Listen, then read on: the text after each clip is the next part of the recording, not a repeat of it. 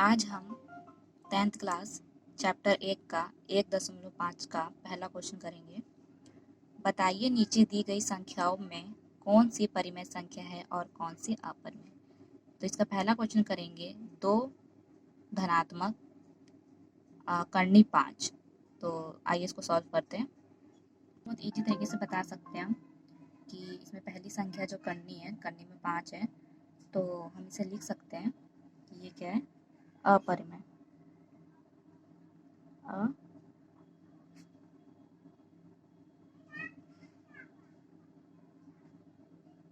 अपरिमेय ये बहुत ही सरल है। दूसरा क्वेश्चन कर, तो यहाँ पर हम लिखेंगे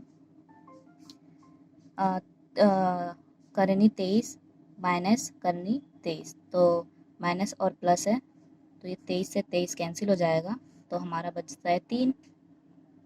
तो 3 हमारा क्या है, परिमेय संख्या। ठीक है, अब थर्ड पे आते हैं। तो यहाँ पर हम करेंगे थर्ड।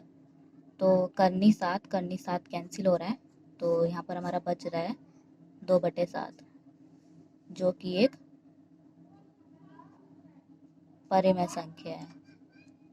फोर्थ करते हैं। तो यहाँ पर कोई कैंसिल नहीं हो रहा है और अलग अलग संख्या, यहाँ पर 1 है, यहाँ पर करनी 2 है। तो जो करने वाली संख्या होती है तो हम उसे कहते हैं अपरिमेय संख्या। क्या कहते हैं, अपरिमेय संख्या। आगे करते हैं। तो यहाँ पर पाई दिया है, तो पाई का जो मान होता है, जो पाई होता है वो अपरिमेय होता है, क्योंकि जो पाई का मान होता है वो 50 संख्या से भी ज़्यादा होगा भी हो सकता है। तो हम इसको कह सकते हैं कि ये एक अपरिमेय संख्या है। हमारा पहला क्वेश्चन कंप्लीट होता है। आइए दूसरे क्वेश्चन में। दूसरा क्वेश्चन बोल रहा है निम्नलिखित व्यंजनों में प्रत्येक व्यंजन को सरल कीजिए। तो पहला है 3 धनात्मक करनी 3 ब्रैकेट बंद ब्रैकेट में 2 धनात्मक करनी 2।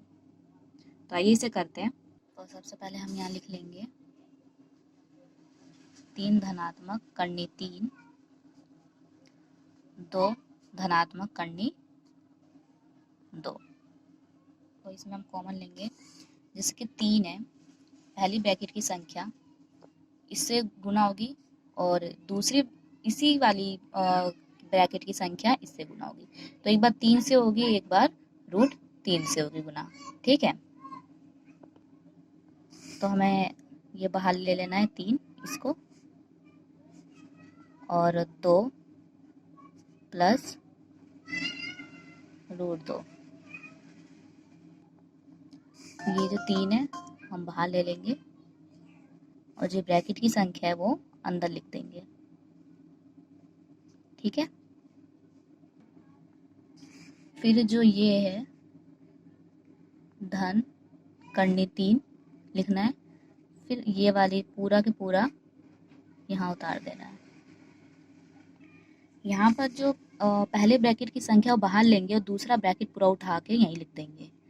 फिर जो पहले ब्रैकेट की जो संख्या है, चाहे यहाँ माइनस हो चाहे प्लस का चिन्ह हो, वो चिन्ह के साथ यहाँ पर लिखना है और फिर पूरा ब्रैकेट का ब्रैकेट यहाँ पर उतार के लिख देना है। ठीक है, ऐसे करना है।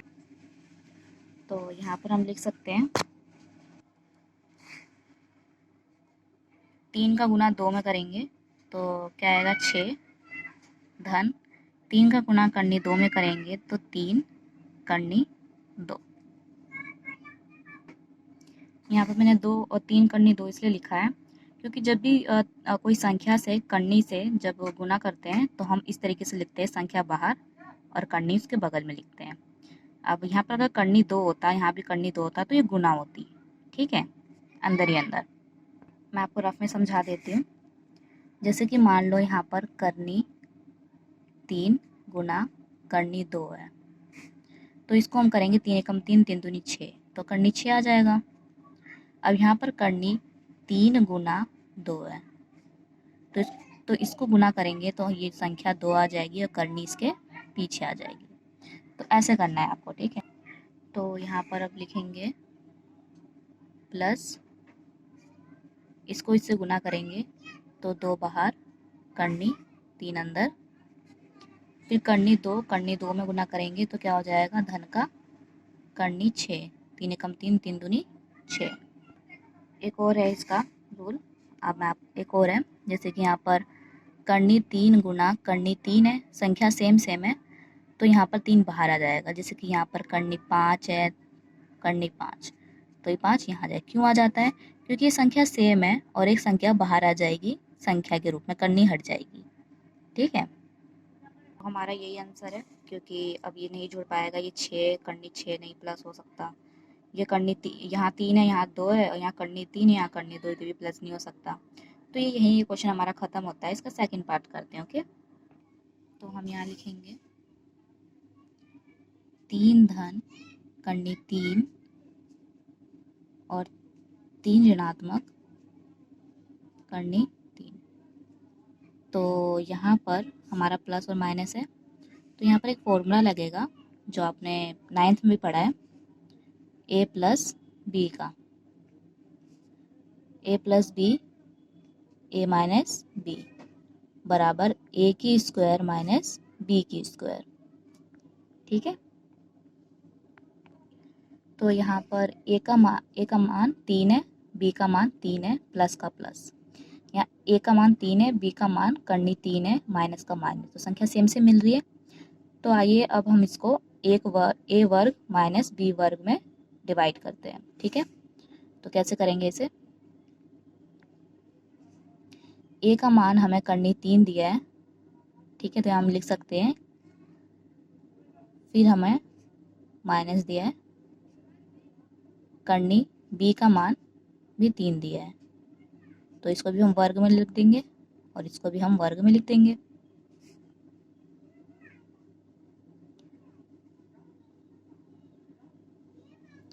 तीन को 2 बार करेंगे, 3 को 3 बार करेंगे तो 9, माइनस 3 को 2 बार करेंगे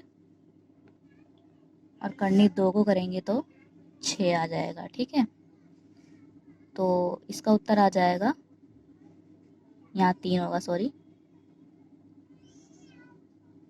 इसका आंसर आ जाएगा 6।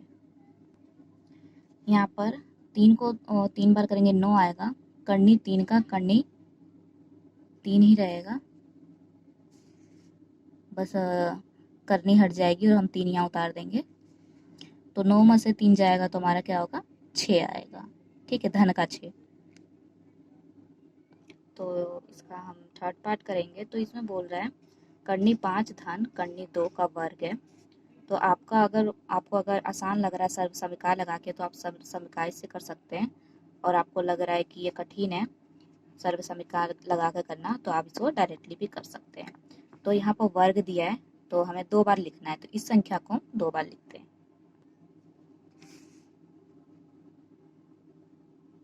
करनी 5 धन करनी 2 वर्ग, यहाँ लिखेंगे करनी 5 धन करनी 2, एक बार लिख दिया, फिर इसको दोबारा करेंगे, करनी 5 धन करनी 2। ठीक है, तो पहले क्वेश्चन की तरह इसको हम सॉल्व करेंगे। जो करनी 5 है वो इस ब्रैकेट को गुना करेगा पूरे को, करनी 2 है वो भी इसको गुना करेगा। तो हम यहाँ लिख सकते हैं करनी 5 ब्रैकेट करनी 5 प्लस करनी 2 ब्रैकेट बंद, धन करनी 2 ब्रैकेट करनी 5 धन करनी 2। तो मैंने आपको बताया था कि करनी वाली संख्या जब सेम होती है तो जो करनी हट करके संख्या बदल जाती है, वो भी 1 लिख देंगे हम 5। ठीक है, मैंने आपको बताया था संख्या सेम है इसीलिए।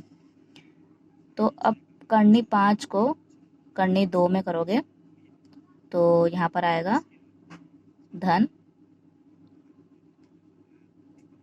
करनी 5 को करनी 2 में गुना करोगे, करने वाली संख्या गुना कर लेती है आपस में, करनी 10, यहाँ पर धन करनी 2 करनी 5 से गुना करेंगे तो कितना आएगा? 5 दूनी 10, करनी 2 सेम संख्या है, तो यहाँ पर क्या आएगा? सेम संख्या है तो बाहर आ जाती है विदाउट करने के। ठीक है, तो 5 और 2 को प्लस करेंगे तो हमारा 7 आ जाएगा, धन 10 हमारा 2 है तो 2 लिख देंगे, करनी 10। समान संख्या है इसलिए हम एक ही बार 10 लिखेंगे यहाँ पर। ठीक है, तो ये क्वेश्चन हमारा सॉल्व होता है। आगे बढ़ते हैं, इसका चौथा क्वेश्चन करेंगे। तो इसमें माइनस और प्लस दिया है, तो ये दूसरे क्वेश्चन की तरह है। तो हम यहाँ पर लिख सकते हैं करनी 5 माइनस करनी 2 करनी 5 धन करनी 2। तो हम इसको सर्व समीकरण लगाते हैं। तो आइए लगाते हैं, a माइनस बी और a प्लस बी बराबर a का वर्ग प्लस माइनस b का वर्ग। ठीक है, यहाँ पर a का मान, तो जो a का मान है यहाँ पर करनी 5 है, माइनस b का मान करनी 2 है, इससे मैच हो रही है। यहाँ a का मान करनी 5 है प्लस b का मान करनी 2 है, तो ये भी इससे मैच हो रही है। तो आइए अब इसको सॉल्व करते हैं। तो यहाँ हम लिख सकते हैं करनी 5 वर्ग स्क्वायर और b का क्या है, करनी 2 का वर्ग। ठीक है, तो यहाँ पर हम इसे खोल के लिख देंगे, करनी 5 गुणित करनी 5 माइनस करनी 2 गुणित करनी 2। करने वाली संख्या समान है, तो यहाँ पर एक संख्या आ जाएगी बाहर बिना करनी के, साइन माइनस का ही लगेगा। यहाँ भी करने वाली संख्या समान है, तो हम यहाँ 2 ले लेंगे बिना करने के। अब इसको घटा देंगे, 5 में से 2 जाएगा तो हमारा 3। इसका आंसर है हमारा 3। आगे मिलते हैं, ये क्वेश्चन खत्म, नेक्स्ट क्वेश्चन में मिलते हैं। हम तीसरा क्वेश्चन करेंगे। यहाँ पर है, आपको याद होगा कि पाई को एक वृत्त की परिधि मान लीजिए c और उसके व्यास मान लीजिए d के अनुपात से परिभाषित किया जाता है, अर्थात पाई बराबर c बटे d है। यह तथ्य का अंत विरोध करता प्रतीत होता है कि पाई अपरिमेय है। इस अंत विरोध निराकरण आप किस प्रकार करेंगे? तो आइए इसका आंसर करते हैं। तो उन्होंने पूछा है कि जो पाई का मान है वो c बटे d है, यानी जो परिधि है उसका जो मान होता है परिधि बटे व्यास। जो पाई का मान होता है परिधि बटे व्यास ही होता है। तो सीधी सी बात है, किसी वृत्त की परिधि किसी परिधि का व्यास निश्चित होता है। तो आप मान के चलिए जो परिधि है वो 6 मीटर है और जो व्यास है वो 2 मीटर है। तो जब हम इसको काटेंगे तो इसका तो 3 मीटर आएगा परिधि, एग्जाम्पल के तौर पर। लेकिन जो पाई का मान होता है वो अपरिमेय होता है। जो पाई का मान होता है वो अपरिमेय होता है, जो कि कभी समाप्त होने वाला में से नहीं है, यानी कि आसान दशमलव होता है। ठीक है, तो आंसर होता है ये जो बात है, ये जो बातें हैं ये सही नहीं है। तो ये जो इसमें लिखा है वो बातें गलत है। ठीक है, तो आप इसका आंसर समझ गए होंगे अब। तो अब नेक्स्ट क्वेश्चन में मिलते हैं, यहीं पर समाप्त होता है।